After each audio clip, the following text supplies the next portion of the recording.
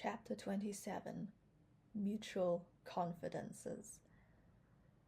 March came in that winter like the meekest and mildest of lambs, bringing days that were crisp and golden and tingling, each followed by a frosty pink twilight which gradually lost itself in an elf-land of moonshine. Over the girls at Patty's place was falling the shadow of April examinations. They were studying hard. Even Phil had settled down the text and notebooks with a doggedness not to be expected of her. "I'm going to take the Johnson Scholarship in Mathematics," she announced calmly. "I could take the one in Greek easily, but I'd rather take the mathematical one because I want to prove to Jonas that I'm really enormously clever." "Jonas likes you better for your big brown eyes and your crooked smile than for all the brains you carry under your curls," said Anne. "When I was a girl, it wasn't considered ladylike to know anything about mathematics," said Aunt Jamesina. "But times have changed. I don't know that it's all for the better. Can you cook, Phil?" "No, I never cooked anything in my life except the gingerbread, and it was a failure, flat in the middle and hilly round the edges, you know the kind. But Auntie, when I begin in good earnest to learn to cook, don't you think the brains that enable me to win a mathematical scholarship will also enable me to learn cooking just as well?" "Maybe," said Aunt Jamesina cautiously. "I'm not decreeing the higher education of woman. My daughter is an M.A. She can cook too, but I taught her to cook before I let a college professor teach her mathematics." In mid-March came a letter from Miss Patty Spofford saying that she and Miss Maria had decided to remain abroad for another year. "So you may have Patty's place next winter too," she wrote. "Maria and I are going to run over Egypt. I want to see the Sphinx once before I die." "Fancy those two dames running over Egypt. I wonder if they'll look up at the Sphinx at night," laughed Priscilla. "I'm so glad we can keep Patty's place for another year," said Stella. "I was afraid they'd come back, and then our jolly little nest here would be broken up, and we poor callow nestlings thrown out on the cruel world of boarding houses again." "I'm off for a tramp in the park," announced Phil, tossing her book aside. "I think when I am 80 I'll be glad I went for a walk in the park tonight." "What do you mean?" asked Anne. "Come with me and I'll tell you, honey." They captured in their ramble all the mysteries and magics of a March evening. Very still and mild it was, wrapped in the great, white, brooding silence. A silence which was yet threaded through with many little silvery sounds which you could hear if you hearkened as much with your soul as your ears. The girls wandered down a long pine-land aisle that seemed to lead right out in the heart of a deep red, overflowing winter sunset. "I'd go home and write a poem this blessed minute if I only knew how," declared Phil, pausing in an open space where rosy light was staining the green tips of the pines. "It's all so wonderful here, this great white stillness and those dark trees that always seem to be thinking." "The woods were God's first temples," quoted Anne softly. "One can't help feeling reverent and adoring in such a place. I always feel so near him when I walk among the pines." "And I'm the happiest girl in the world," confessed Phil suddenly. "So Mr. Blake has asked you to marry him at last?" said Anne calmly. "Yes, and I sneezed 3 times while he was asking me. Wasn't that horrid? But I said yes almost before he finished. I was so afraid he might change his mind and stop. I am besottedly happy. I couldn't really believe before that Jonas would ever care for frivolous me."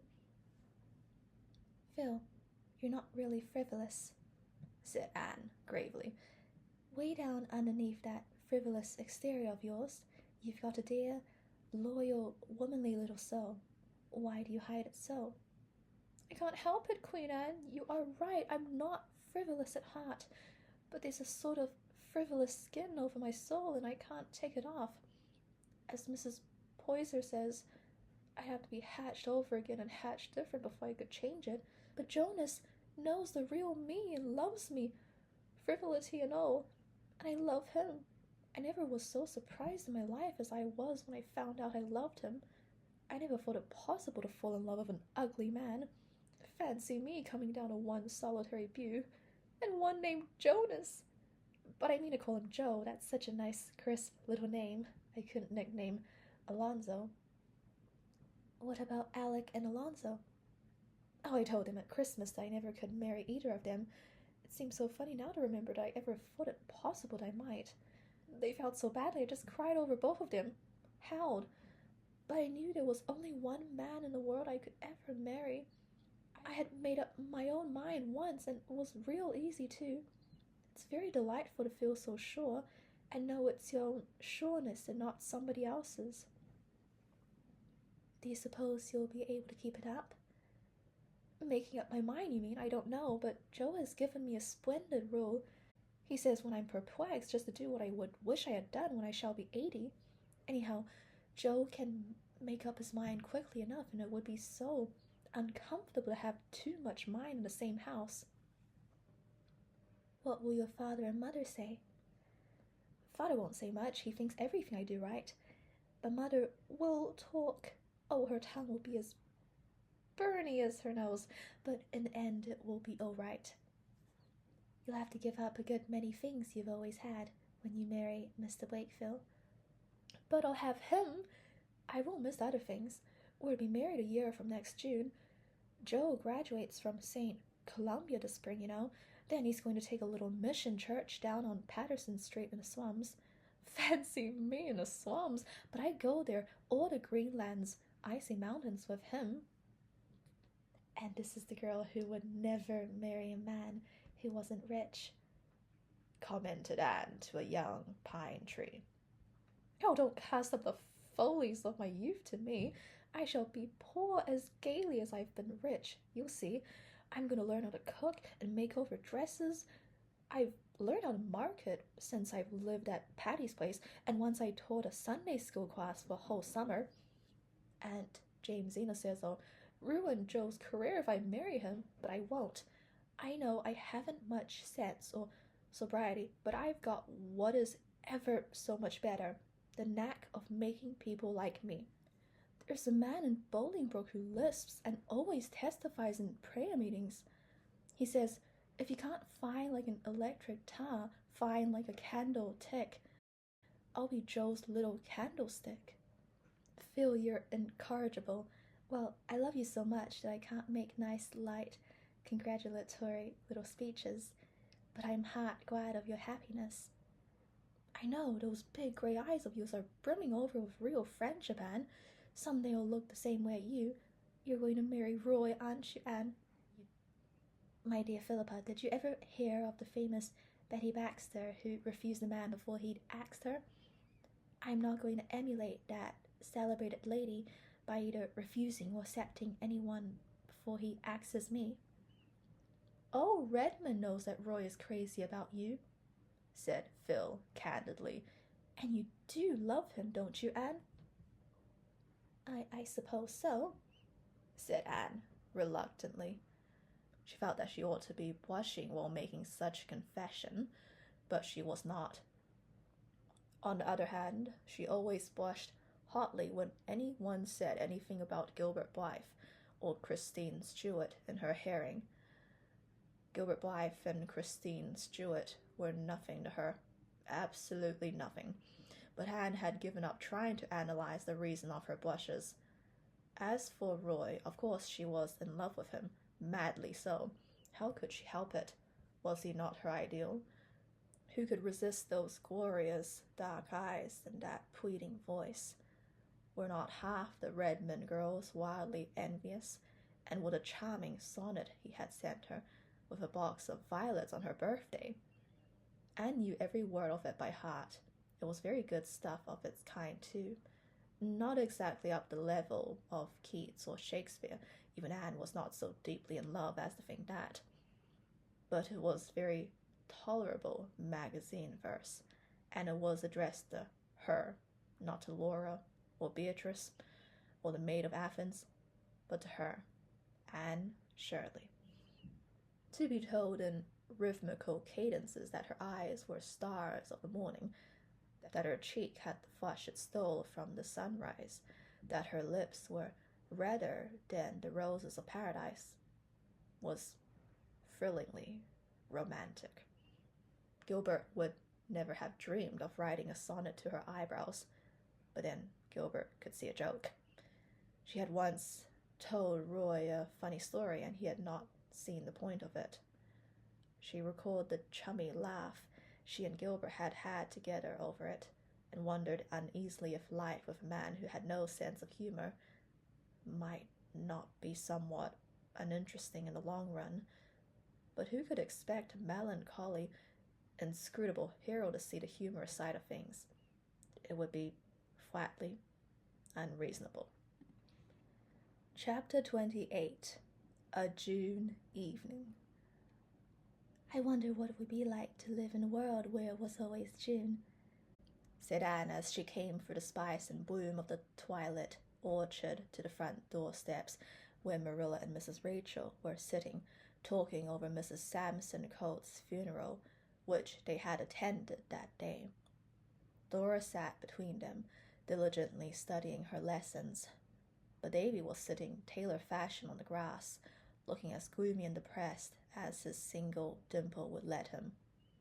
You get tired of it, said Marilla with a sigh. I dare say, but just now I feel that it would take me a long time to get tired of it, if it were all as charming as today. Everything loves June. Davy boy, why does melancholy November face in blossom time? I'm just sick and tired of living, said the youthful pessimist.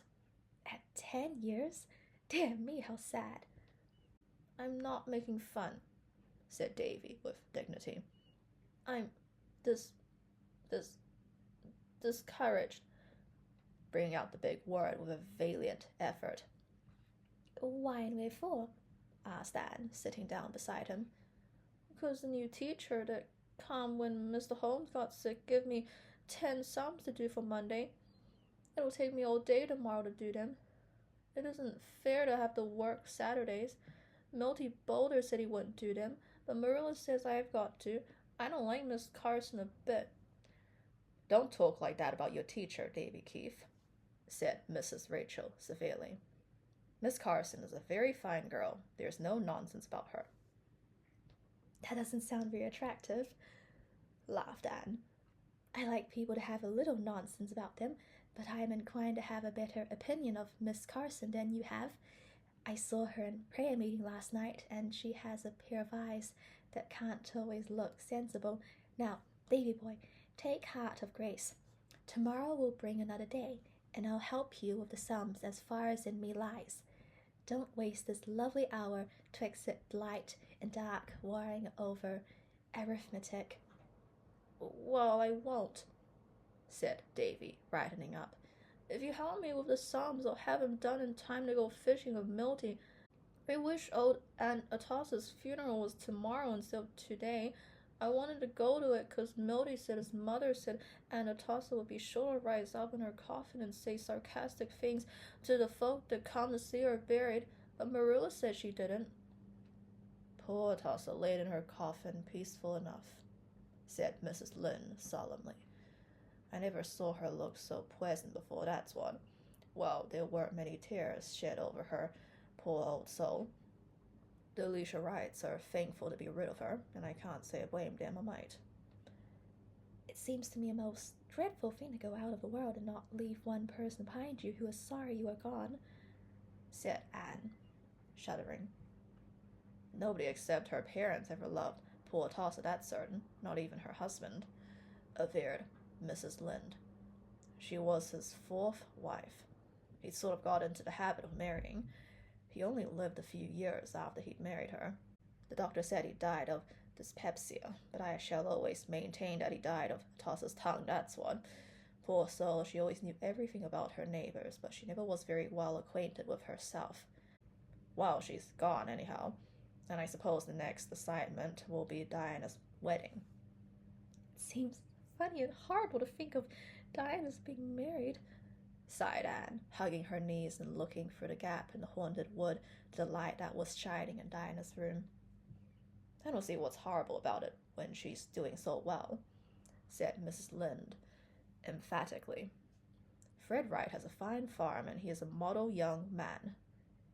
He certainly isn't the wild, dashing, wicked young man Diana once wanted to marry, smiled Anne. Fred is extremely good. That's just what he ought to be.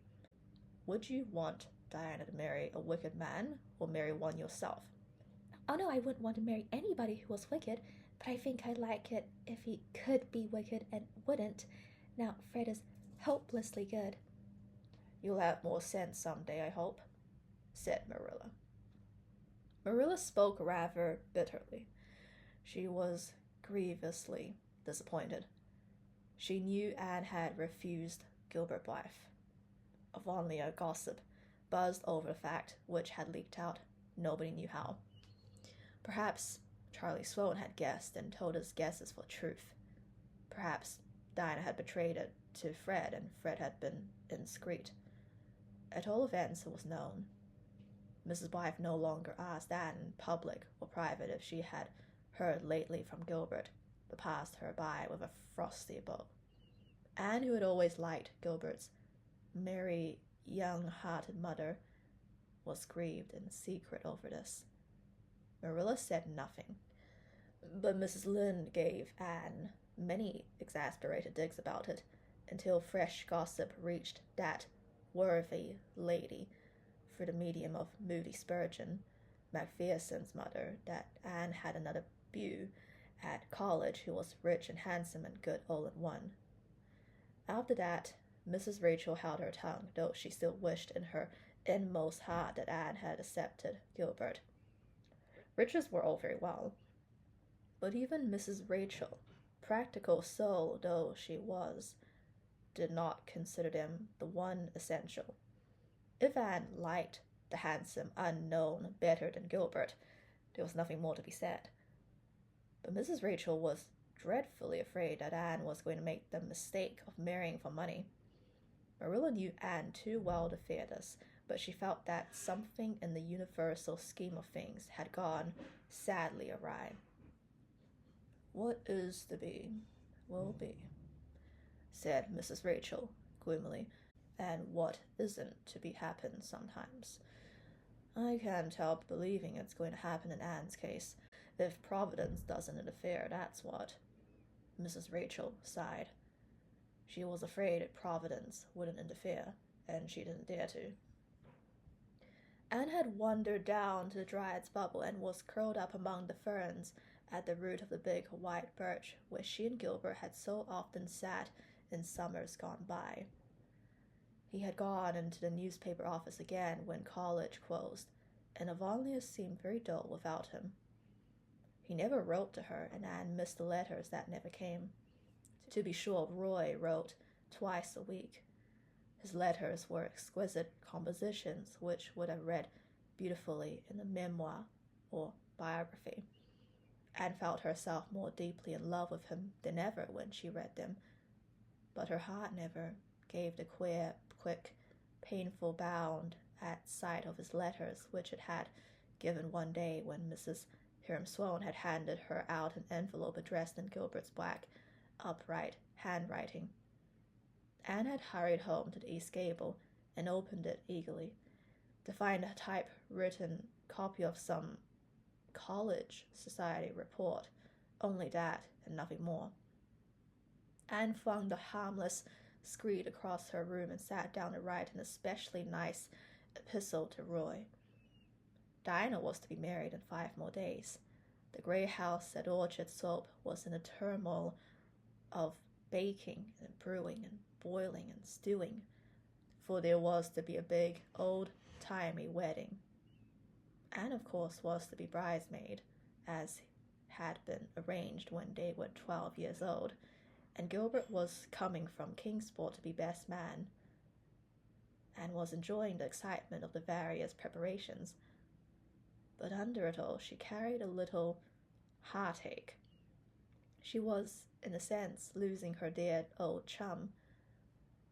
Diana's new home would be 2 miles from Green Gables, and the old constant companionship could never be theirs again. Anne looked up at Diana's light and thought how it had beaconed to her for many years. But soon it would shine through the summer twilights no more. 2 big, painful tears welled up in her grey eyes. Oh, she thought. How horrible it is that people have to grow up and marry and change.